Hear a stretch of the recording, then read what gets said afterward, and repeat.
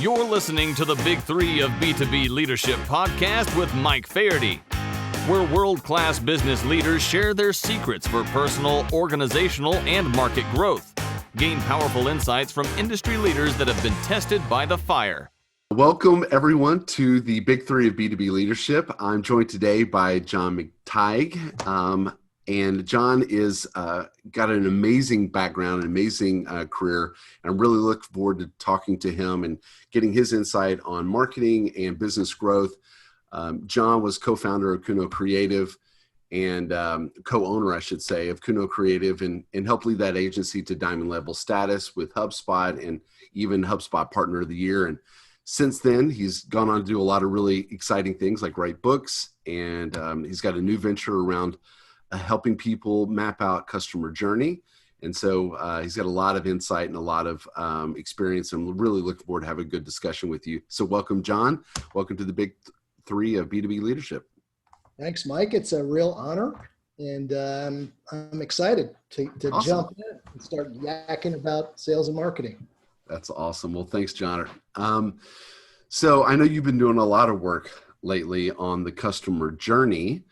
And speaking of journeys, I really like to start with just a little background. And so I'm dying to know, I haven't ever had the opportunity to ask you the question. So can you tell me a little bit how we go from geophysics to CTO to agency owner? That's probably an all-time unique path.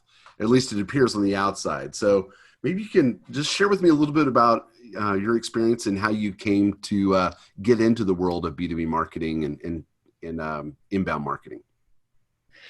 Well, it's funny. You and I came to the Houston area from different paths. Mine was in the oil and gas industry, which is probably the majority of people in Houston, I would say. Maybe not now, but back in the day. So I hired on at Shell Oil as a geophysicist, but really my job was more about processing data. So that's what geophysics is. You know, you bring in a bunch of seismic data and you try to figure out where the oil and gas is.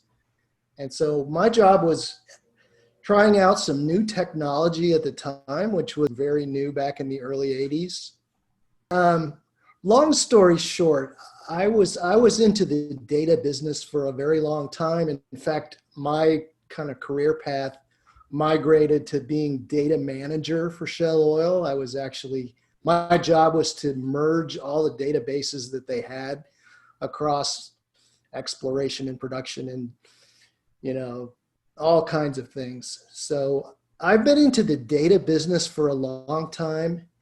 And, you know, one of those common sort of layoff things that happened in the oil business and still does came along, and I decided to get out. So I went to work for software companies in a sales and really sort of product marketing role.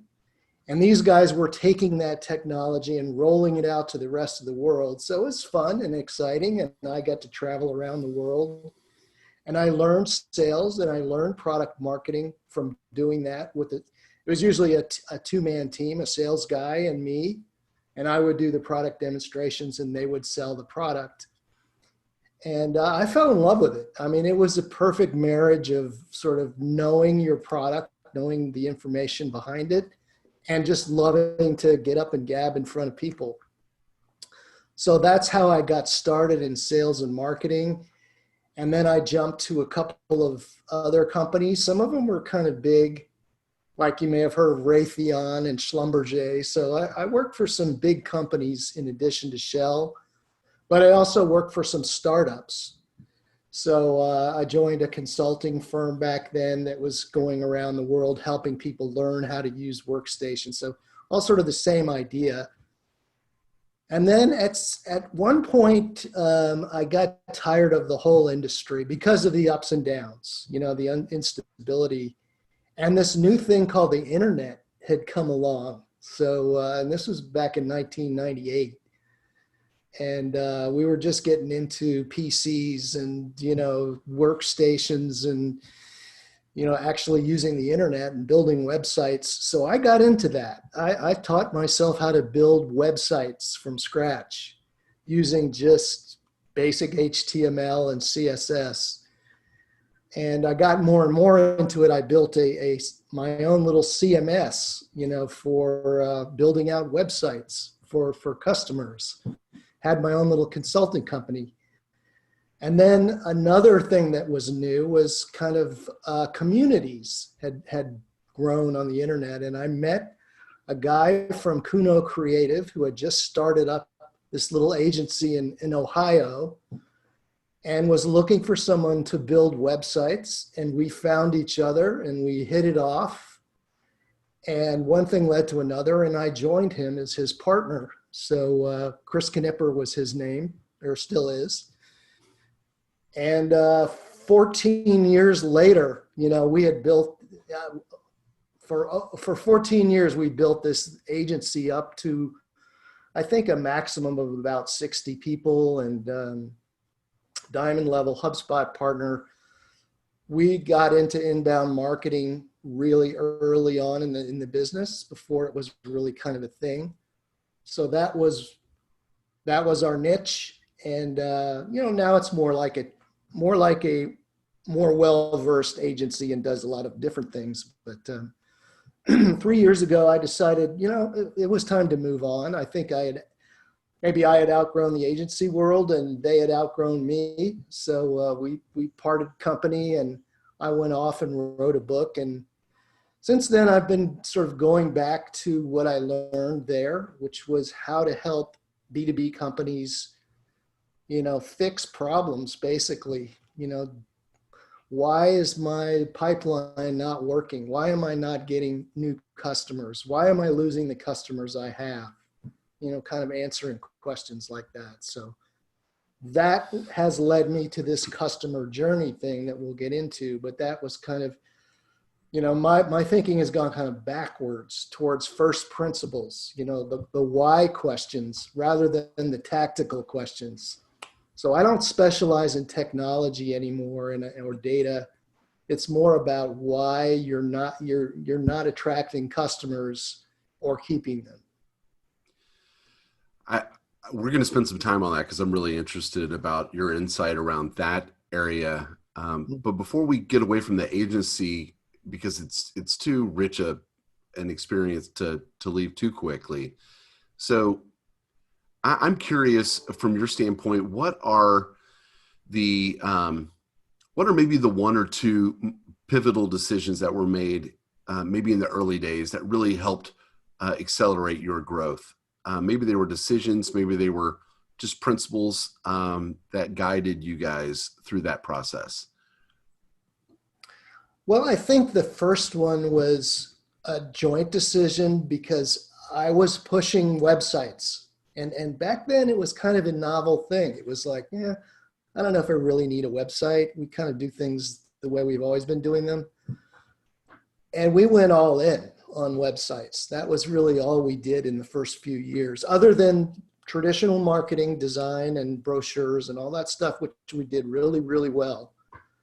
We started really focusing on websites. So that was big, and it helped us grow pretty fast because it, as everyone knows, it really took off quickly. And then, 3-4 years down the road, if you didn't have a website, you didn't have a business. It's kind of that quick.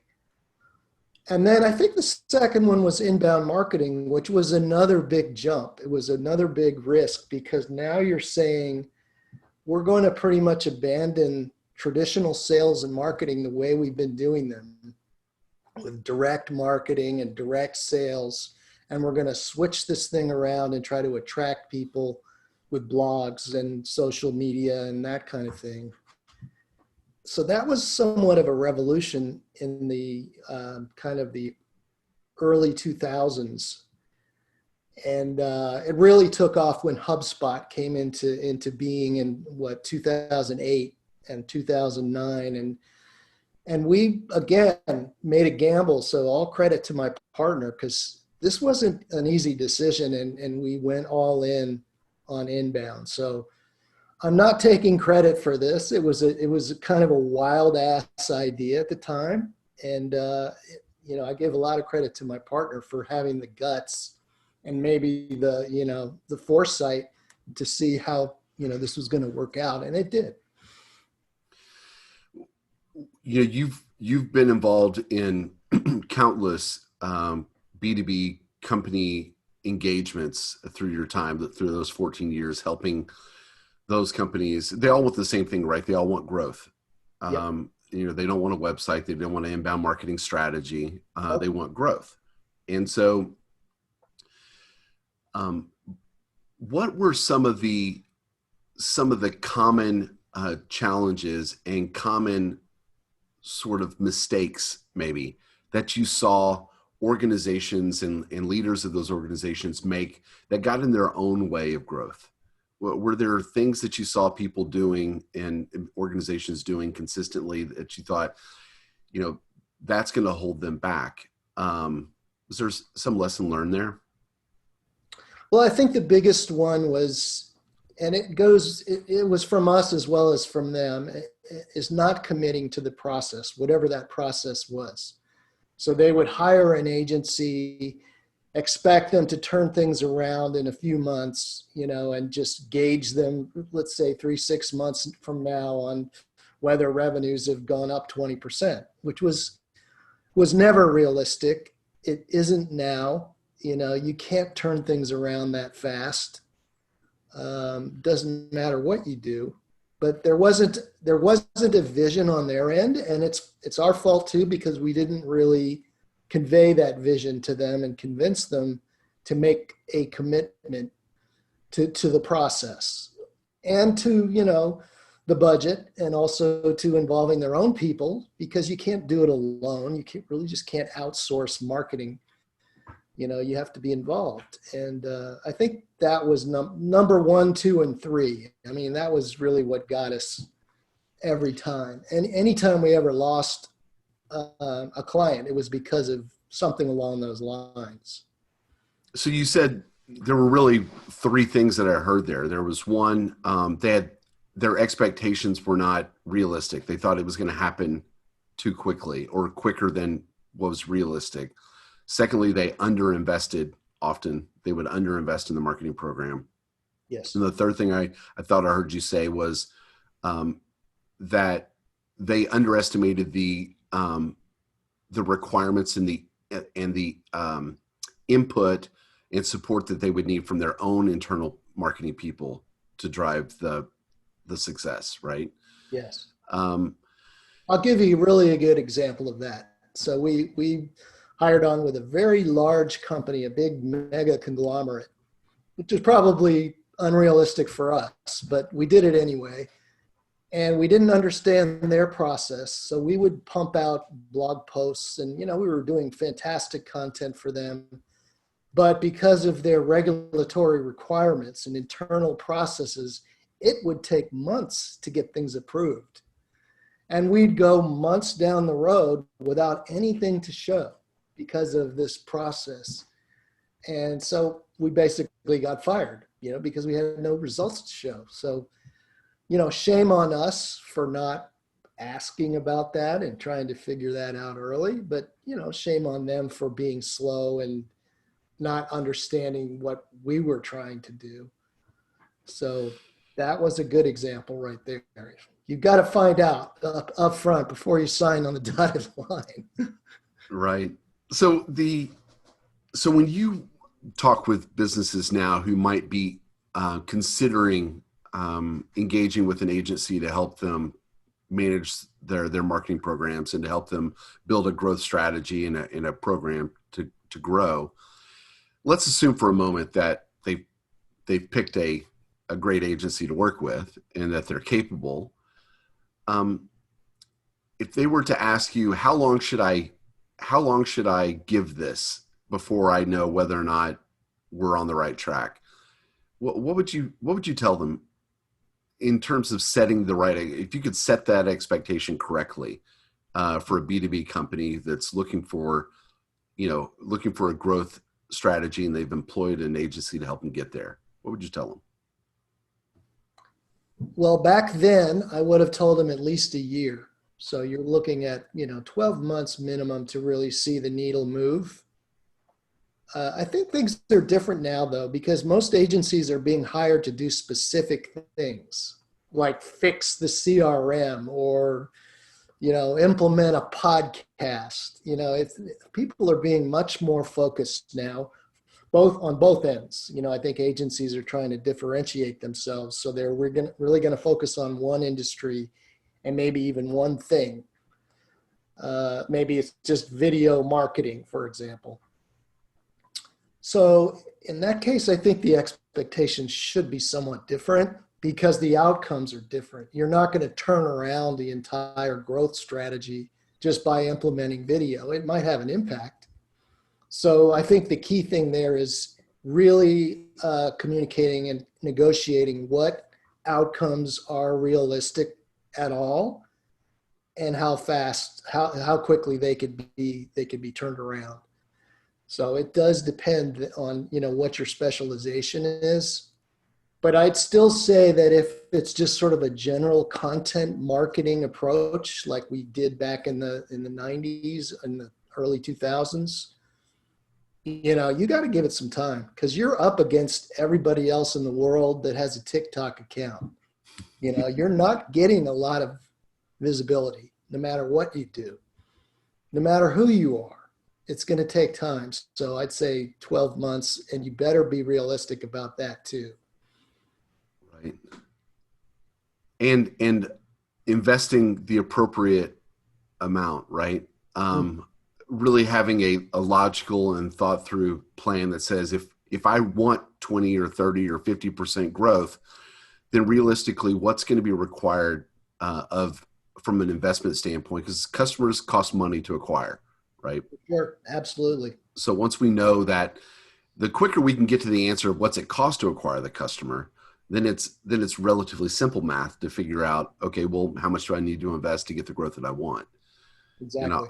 I think a lot of times we'll work with clients that we really have to help them sort of frame that part of the equation. They think, well, I'll make this, as long as I'm doing the marketing activity, I'm covering that base, then the growth is just going to happen. And sometimes that's not exactly a one-to-one, right? We can get some incremental improvement based on the budget, but more budget often means faster growth or more customers.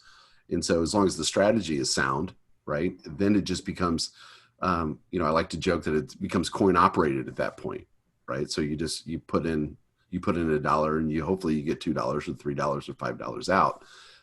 If you've got that mapped out just right. So especially if it's a partnership, if they're creating, say, 50% of the content because you've taught them how to do it, right? You get them on video and they know their customers, you're going to be far more successful with that formula than if you just try to sit outside and guess what people want to hear on the other end. And that kind of approach is pretty much gone away. It's become much, much tougher.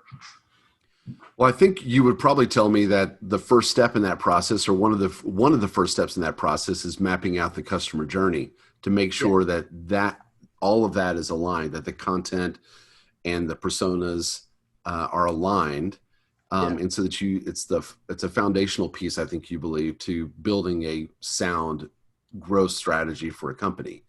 So tell me a little bit about your business around the Customer Journey Maestro, and specifically, why is this so important to you? Well, it's important to me because I think it is, as you just said, it's foundational to an entire go-to-market strategy. So I think we in B2B are so obsessed now with technology and squeezing the juice out of the end of the funnel, so to speak, that we've forgotten about how to get good customers in the door in the first place and keep them there. So, that's in this pandemic period, it's become even more important to really understand your customers, regardless of where they are in the journey, and especially if they actually are your customers. So let's talk first about what the customer journey is. And it's kind of interesting. I mean, people all have their own definition. And I think most marketers and probably salespeople would say one of two things. It's your marketing funnel. A marketer would say that. And a salesperson would say it's your pipeline. So it's really kind of two parts of the same thing. And the interesting thing about a funnel is that it's all about volume. It's about putting a lot of leads into the top of the funnel and marketing them and getting out the customers at the bottom end, right? A pipeline is really kind of the same thing, except it's at the bottom of that funnel. It's more about, okay, we're getting qualified leads in, and now let's nurture them and work them until they become customers. And then we'll just throw it over the wall to customer success. So there are two problems with that. One, nobody wants to be treated like as a statistic in a volume. Nobody wants to be part of your funnel or your pipeline. People buy from you, right? So the customer journey is about people. It's not about volume. There's nothing that's measured in the customer journey that's about how many leads you get or how many SQLs or how many deals or those kinds of ways of looking at customers are still out there, but I think they're outdated and I think they're obsolete. So we have to start thinking about the customer journey from a person's point of view. And there are multiple people in B2B, right? So you have what you might call a champion, someone who understands what the problem is looking for a solution, finds you, kind of, makes you guys into the hero and carries you through to the goal line, and then is there, past that sales point. So that person, and then they have bosses and they have other people in the buying team. So there are multiple journeys in a sale or in a customer lifetime. And the point of this whole thing is that there are two perspectives. There's their perspective, what am I doing? How am I getting from point A to point Z? And there's your perspective.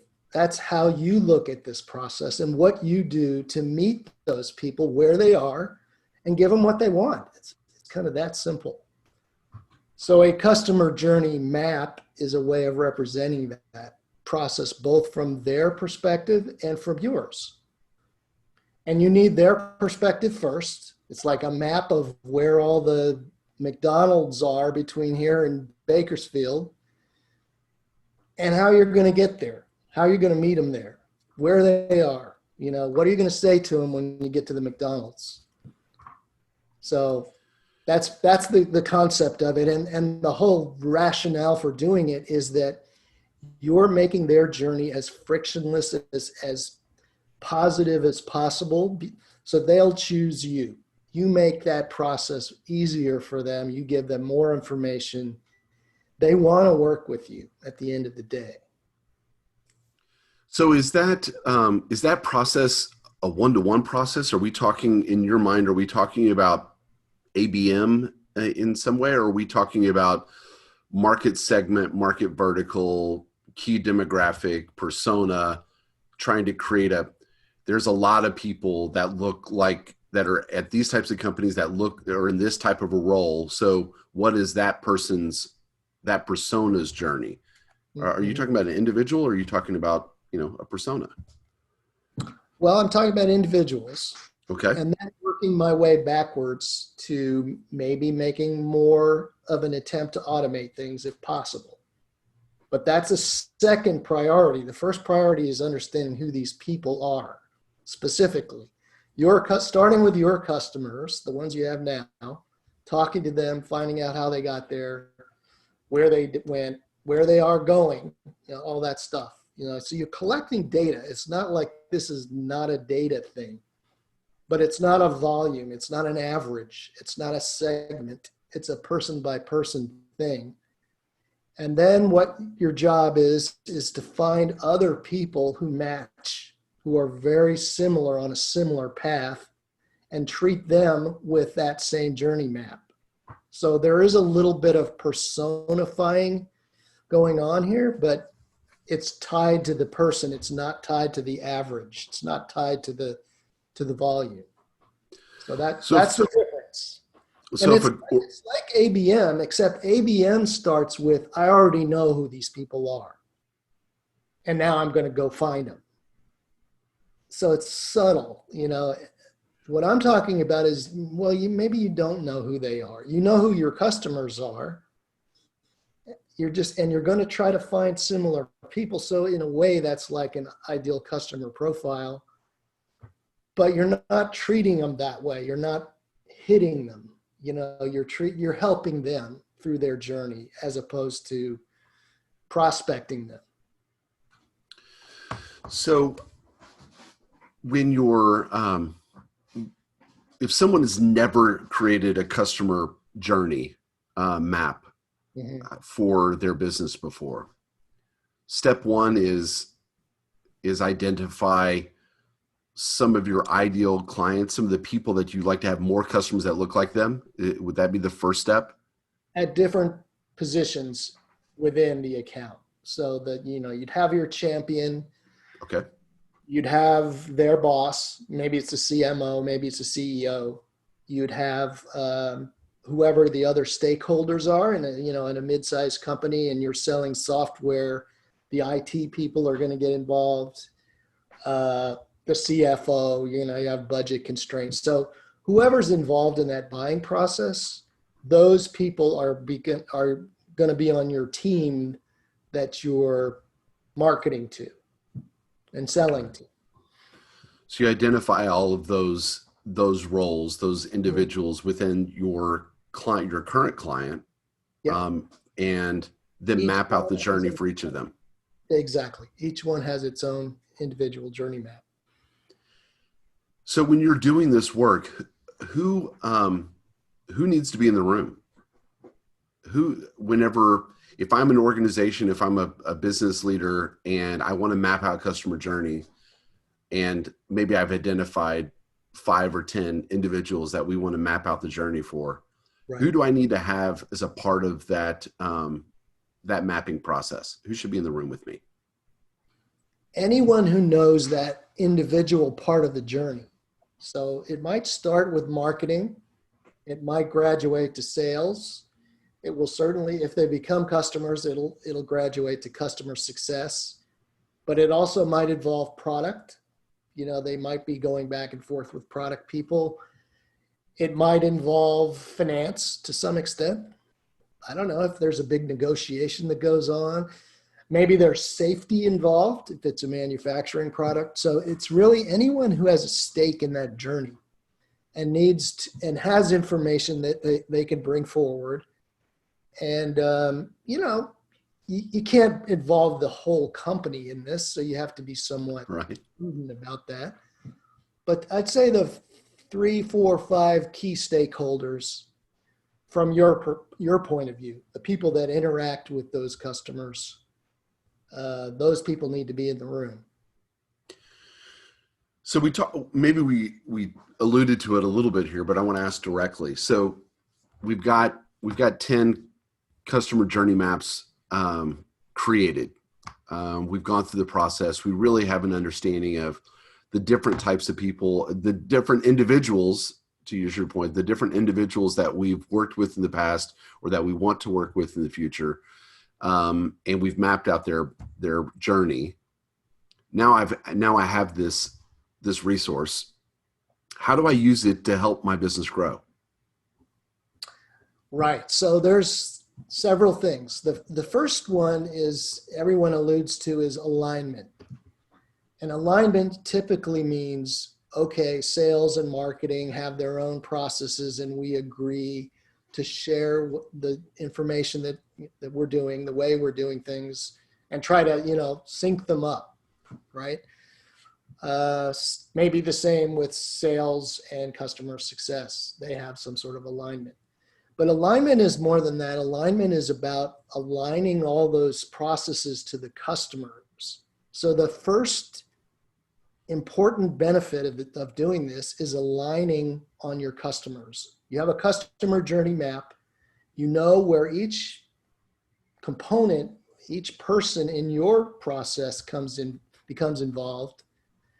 And you can also map things like content and data and technology and metrics. You can see all of those things and how they relate to the customer journey and start planning, start organizing. So here's what happens when they sign up for a demonstration.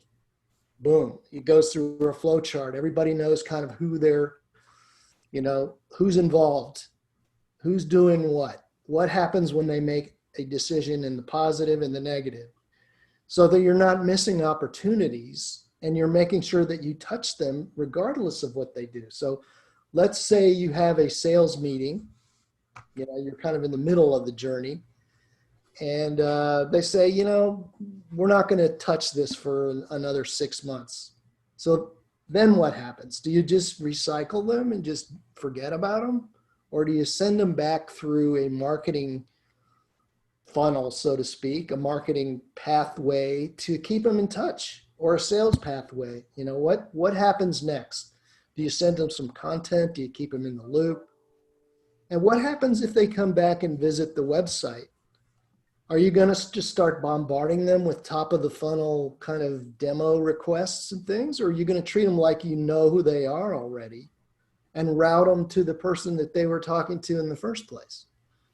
So you're tailoring your entire experience, their entire experience, to where they've been. And they'll appreciate that. They'll say, oh, that's cool. They know who I am. They're not going to send me a bunch of stuff I've already seen. They're going to treat me like, hey, are you ready now? Do you want to go further? Or is there something else we can provide you that will help? So it's personalized experience by virtue of this customer journey mapping. So not everyone will have the benefit, although I know you'd love to help people do this. But for the ones that go on and try to do it on their own, you've created some resources and templates and things. Yeah. Tell me about that process of creating these templates to make it easy for organizations to do this on their own. Well, it's not easy. It never easier. Let's get that out. Yeah. So you have to try to understand that, first of all, this whole process, as I've described it, is quite complex. You might have 6-8 people involved on your end. You might have 6-8 people involved on their end. So, that's a lot of permutations right there. But then all the different things that they do in the journey. So it gets quite complex. So the first thing you should try to do is understand what their journey is, as in a somewhat simplified way. And you could just put Post-its up on a whiteboard. You don't have to have technology for this. And just try to map that journey out, and it'll start revealing gaps in your coverage. It'll start revealing places where they get confused and they get hung up, and if you're really talking about this honestly as a group, then these things are going to start surfacing themselves. So you're going to get immediate benefits. That's probably the first thing you need to do, is think about this journey, come up with that low-hanging fruit. What's broken right now that we can fix?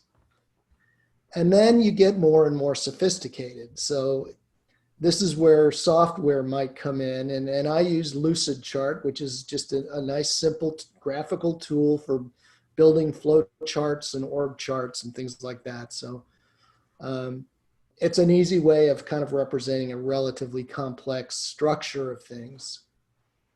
And then the more sophisticated it gets, let's say they go into the middle of this journey and they're in the sales process, and there's multiple things that could be done depending on where they are in the journey. So you might break out into another level of processes and stuff like that. So that's all stuff that you need to do digitally to really make sense out of. But starting off, I would just bust it out on a whiteboard and scribble it up there and just start shooting darts at it, trying to understand where we are. Are we really covering the journey? Are they happy with this? And do we know? If we don't know, let's go find out. Let's go back to the CRM and check out the notes on these different customers and see how they thought about different things. And if we don't know that, let's get on the phone with them. Let's talk about this stuff. So if nothing else, it stimulates kind of a rethinking of the way we treat our customers and stimulates ideas for how we might immediately start turning things around. Right, so this is less about a sales and marketing process than it is a framework for how you're going to support your customers from start to finish. Exactly. And that's the exactly sales, what it is.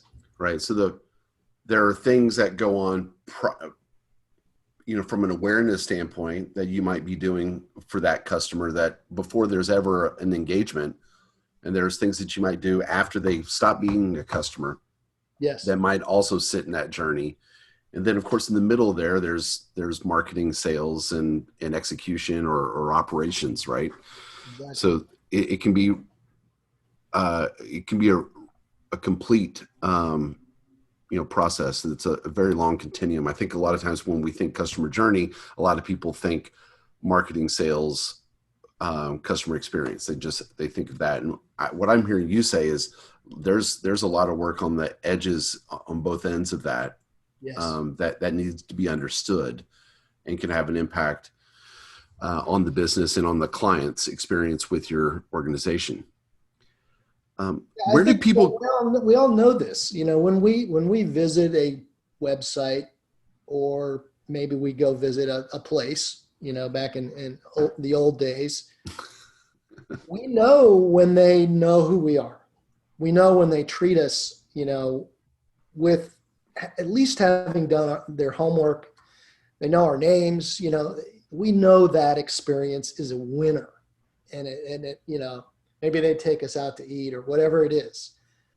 So what we're trying to do is do the same thing kind of at the digital level, not automatically, but we're trying to make it more automatic so that we lose fewer opportunities to make them happy, basically. So what's the gotcha when someone starts this process? Where do you see people get stuck and throw up their hands? Where are some of those points where the team says, well, I don't know if we're doing this right. Like maybe we got off track somewhere. Where are some of those things? Well, the big one is letting go of your silo.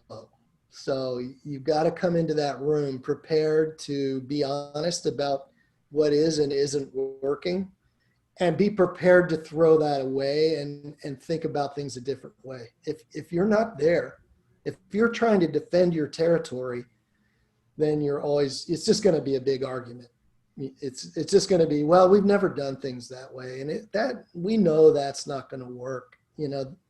That kind of attitude is not going to work. And it happens a lot, because we're trained to think that way. We're trained to defend our little territory and be in our little silo and do things the way we do them. And if we're the ones that invented it, we're the leaders of each little cadre, we ain't letting go.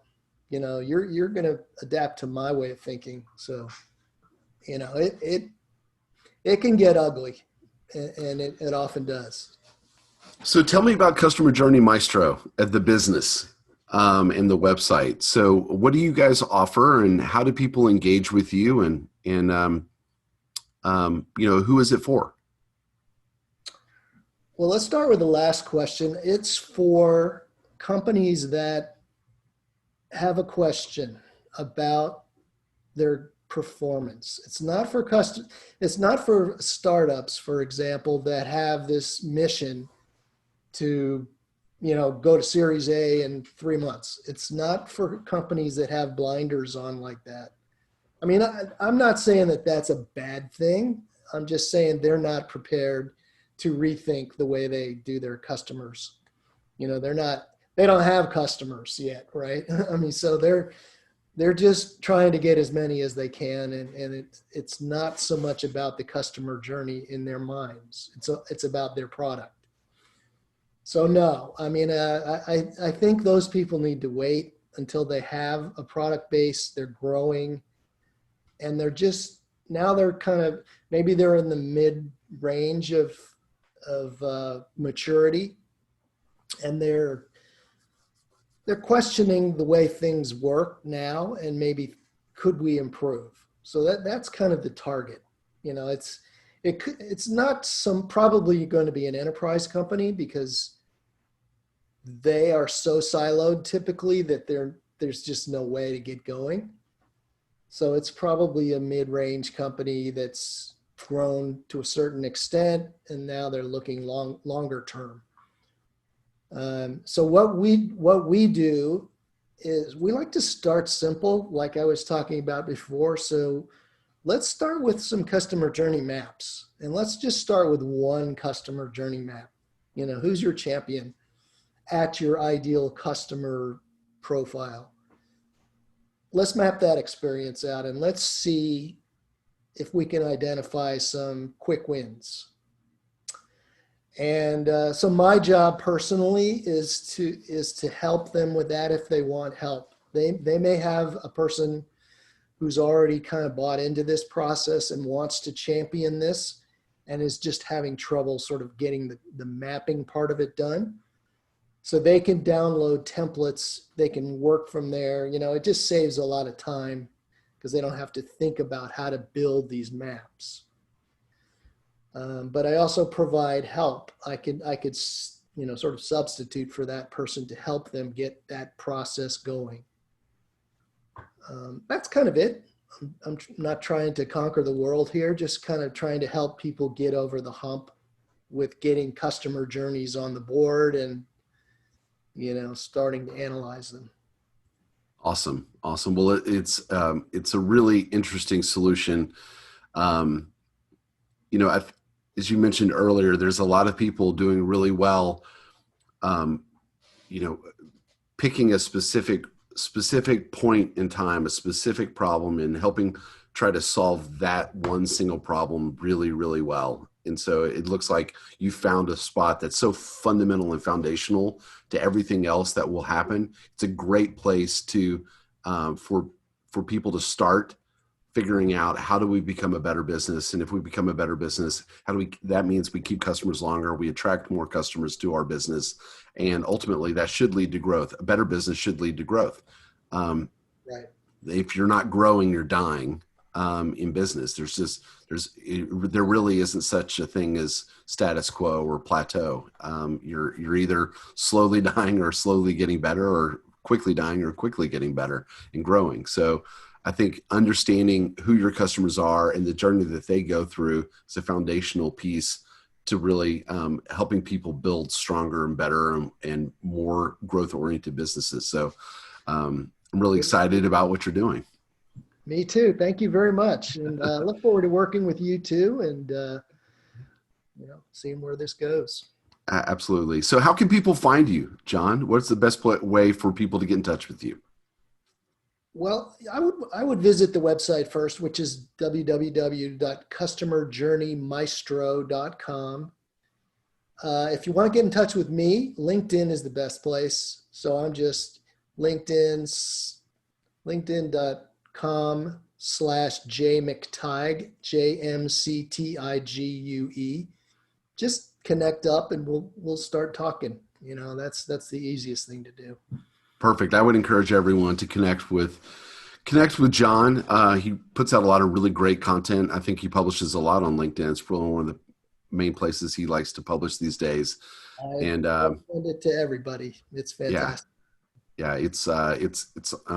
He's a great resource to have in your network, and someone that you ought to keep an eye on. So look, thanks so much, John. I really appreciate your time joining us on the Big Three of B2B Leadership and our podcast today. It's been a lot of fun talking with you. Folks, if you haven't reached out to John yet, please do so and get connected with him there, and check out Customer Journey Maestro. Look, John, have a great day, and we look forward to talking with you again soon. Appreciate it. Thanks, Mike. All right, thanks. Pro Sales Connection is a sales and marketing firm that has been helping B2B companies grow faster since 2009. Learn more about our proprietary fastest path to revenue process for B2B companies. Experiencing the possibilities begins with a short 15-minute call. Schedule yours at www.prosalesconnection.com and click Get Started.